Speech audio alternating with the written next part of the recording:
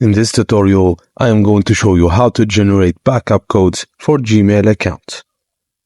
I'll show you how to generate backup codes for your Gmail account to ensure access in case of password loss and account compromise. 1. If you haven't already, enable two-step verification for your Gmail account. Log into your Gmail account and go to Manage your Google account. Open the Security tab option on the left side menu. In the two-step verification menu, click on Backup Codes. Generate backup codes by clicking on Get Backup Codes. Your backup codes will be displayed.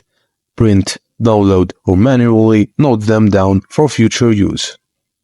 If you lose access to your phone or recovery email, use backup codes during account recovery.